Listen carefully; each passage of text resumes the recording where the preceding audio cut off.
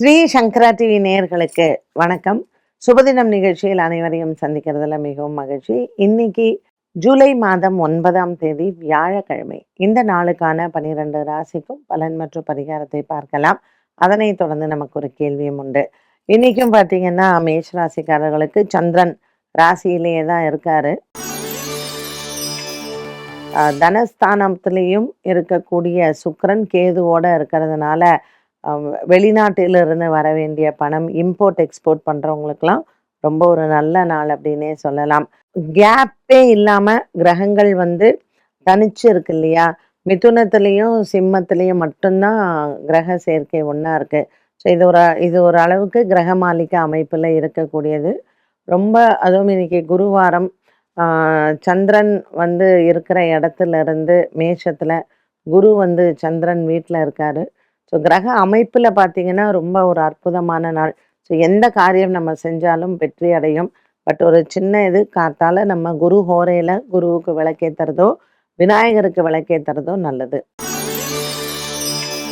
ரிஷபராசினியர்கள் இன்று பங்கு சந்தையின் முதலீடுகள் லாபத்தை தரும். ரொம்ப ஒரு மனதிற்கு அமைதியான நாள் அப்படின்னு சொல்லலாம். இந்த ரிஷபராசி அன்பர்களுக்கு ராசியில் இருக்கக்கூடிய செவ்வாய் சின்ன சின்ன விஷயங்களுக்கு மனசில் சஞ்சலங்களை கொடுக்கலாம். பெரிதளவுக்கு எந்த விதமான பாதிப்புகளும் இல்லை. 2ஆம் இடத்துல சூரியன் புதன் இருக்கு. குடும்ப வாழ்க்கை சுமூகமாக இருக்கும். 10ஆம் இடத்துல இருக்கக்கூடிய ராகு வேலை விஷயத்தில் சில குழப்பங்கள் இருந்தாலும் பெரிதளவுக்கு பாதிப்புகள் என்பது இல்லை. அதனால் ரிஷபராசி நேயர்களுக்கு இன்னைக்கு நல்ல செய்திகள் காத்திருக்கிறது. மிதுன ராசி நேயர்களுக்கு இன்னைக்கு அலைச்சல்கள் அதிகமாக இருக்கும். குடும்பத்தில் உறவினர்களின் வருகை, அதே போல் ஒரு நல்ல மனசு நிறைவு, சந்தோஷம், இது எல்லாமே நீங்கள் பார்க்கலாம். மிதுன ராசி நேயர்களுக்கு 2ஆம் இடத்துல இருக்கக்கூடிய குரு பகவான் நல்ல ஒரு வெற்றியை தருவதாகவே இருக்கும். பல நாட்களாக இருந்து வந்த ஒரு விதமான போராட்டங்களும் தீரும். மிதுன ராசி அன்பர்களுக்கு இன்று கொடுத்த கடன் பாக்கிகளை வசூல் செய்யலாம். கடகராசி அன்பர்களுக்கு இன்று குடும்ப சுமை குறையும். பிள்ளைகளிடத்தில் இருந்து வந்த பொறுப்புகள் உங்களுக்கு அதிகரிக்கலாம். பிள்ளைகளால் ஏற்படக்கூடிய சில மன கஷ்டங்களும் மன சஞ்சலங்களும் தீரும். கடகராசி அன்பர்களுக்கு தனஸ்தானத்தில் இருக்கக்கூடிய சுக்கிரனும் கேதுவும் தன லாபத்தை கொடுப்பார். பங்கு சந்தையின் முதலீடுகள் லாபத்தை தரும். சிம்மராசி அன்பர்களுக்கு அரசு பணியில் வேலை செய்பவர்களுக்கு ஒரு உத்தியோக உயர்வு மற்றும் உத்தியோகத்தில் நல்ல ஒரு இருந்த குழப்பங்கள் தீரும். 10ஆம் இடத்தில் இருக்கக்கூடிய செவ்வாய் அனுகூலமாகவே அமைகிறார். ஜீவனகாரகன் சுக்கிரன் ராசியில் கேதுவுடன் இருப்பது இவர்களுக்கு உயர் பதவிகள் மற்றும் இடமாற்றங்கள் உண்டு.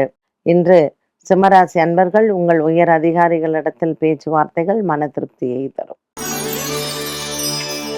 கன்னிராசி நேயர்களுக்கு இன்று புதிய வியாபார துவக்கங்கள் வெற்றியை தரும்.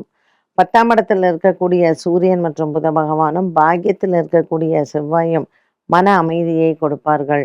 கன்னிராசிக்காரர்களுக்கு இன்று நாள் முழுவதுமே நல்ல ஒரு உற்சாகத்தை தருவதாகவே இருக்கும். உடன் பிறந்த சகோதர சகோதரிகளால் உங்களுக்கு நல்ல ஒரு மன நிறைவும் சந்தோஷத்தையும் பார்க்கலாம். பெரியவர்களின் ஆசீர்வாதங்கள் உண்டு. இன்று குலதெய்வ அனுகிரகத்தை பெறலாம். சந்திரன் 8ஆம் இடத்தில் இருப்பதனால் பசுமாடுகளுக்கு உணவளிக்கவும். துலாம் ராசி நேயர்களுக்கு 6ஆம் இடத்தில் சனி, 7ஆம் இடத்தில் சந்திரன், 8ஆம் இடத்தில் செவ்வாய், இப்படிப்பட்ட ஒரு கிரக சஞ்சாரங்கள் சற்று மனதில் சின்ன சின்ன ஒரு பாதிப்புகளோ அல்லது குழப்பங்களோ வரலாம். துலாம் ராசி அன்பர்களுக்கு நீண்ட இடைவேளைக்கு பிறகு உங்கள் குடும்பத்தில் ஒரு சுபங்கள் பேசுவதோ அல்லது சுப காரியங்கள் நடப்பதோ மனதிற்கு சந்தோஷத்தை தரும். இன்றைய நாள் துலாம் ராசி அன்பர்களுக்கு கொடுக்கல் வாங்கலில் இருந்து வந்த பிரச்சனைகளுக்கும் நல்ல ஒரு மாற்றம் உண்டு. விருச்சிக ராசி நேயர்களுக்கு பாக்கியத்தில் இருக்கக்கூடிய குரு பகவான் நன்மையை தருவார். 8ஆம் இடத்தில் சூரியன் புதனுடன் இருப்பதனால் விருச்சிக ராசி அன்பர்களுக்கு மன போராட்டங்கள் தீரும். 6ஆம் இடத்தில் இருக்கக்கூடிய சந்திரன் தன லாபத்தை உயர்த்துவார். இன்று நவக்கிரக வழிபாடுகள் செய்து குரு பகவானை வணங்க விருச்சிக ராசி நேயர்களுக்கு மனக்குறைகள் இல்லை. தனுசு ராசி நேயர்களுக்கு இன்று நாள் முழுவதுமே நல்ல ஒரு உற்சாகமான நாளாக இருக்கும். 5ஆம் இடத்தில் இருக்கக்கூடிய சந்திரன் தன லாபத்தை கொடுப்பார். இன்று பங்குச் சந்தையின் முதலீடுகள் லாபத்தை தரும். குடும்பத்தில் இருக்கக்கூடிய பெரியோர்களினுடைய உடல் ஆரோக்கியத்தில் சற்று குழப்பங்கள் இருக்கலாம். இன்று மாலை நேரத்தில் உங்களுக்கு நல்ல செய்திகள் காத்திருக்கிறது. மகர ராசி அன்பர்களுக்கு மகத்தான நாளாக அமைகிறது. இன்று பல நாட்களுக்கு பிறகு இருந்து வந்த ஒரு மன போராட்டம் தீரும். 7ஆம் இடத்தில் இருக்கக்கூடிய குரு பகவானும் 8ஆம் இடத்தில் இருக்கக்கூடிய சுக்கிரன் கேதுவுடன் இருப்பதனால் மகர ராசி அன்பர்களுக்கு பல மாதங்களாகவே இருந்து வந்த ஒரு விதமான போராட்டங்கள் முடிவிற்கு வரும். கும்பராசி நேயர்களுக்கு இன்று அலைச்சல்கள் அதிகம் இருக்கலாம். பாக்யநாதன் சுக்கிரன் கேத்துவுடன் சேர்ந்து 7ஆம் இடத்தில் இருப்பதனால் இன்று பெண் தெய்வ வழிபாடுகள் உங்களுக்கு சிறந்தது. கும்பராசி அன்பர்களுக்கு 7.5 சனியில் இருக்கக்கூடிய கஷ்டங்கள் தீர இன்று வியாழக்கிழமை நவக்கிரக தீபம் ஏற்றி மற்றும் சுக்கிர பகவானுக்கு இன்று தனியாக வெள்ளீஸ்வரரை வணங்குவது சிறப்பு. மீனராசி அன்பர்களுக்கு இன்று புதிய வேலை வாய்ப்புகள் மற்றும் தொழில் வியாபாரம் சம்பந்தப்பட்ட விஷயங்களிலும் நல்ல செய்திகள் உண்டு. மீனராசி நேயர்களுக்கு இன்றைய நாளில் பல மாதங்களாகவே இழுபறியில் இருந்து வந்த அலுவலக வேலைகள் இன்று சுமூகமாக முடியும். இடமாற்றங்கள் மற்றும் மீனராசி அன்பர்களுக்கு இன்று வேலை விஷயத்தில் நீங்கள் நினைத்த காரியங்கள் நிறைவேற விநாயகரை வழிபாடு செய்யலாம். 12 ராசிகளுக்கும் உண்டான பலன் மற்றும் பரிகாரத்தை பார்த்தோம். இந்த நாளுக்கான கேள்வியை பார்க்கலாம். துலா லக்னம், லக்னாதிபதி சுக்கிரன் 9ஆம் இடமான மிதுன ராசியில் அமர்ந்தால் பூர்வ புண்ணியஸ்தானம் எப்படி இருக்கும்? மிதுனத்துல சுக்கிரன் அதோட சேர்ந்த புதனும் இருந்தால் இன்னுமே சிறப்பு.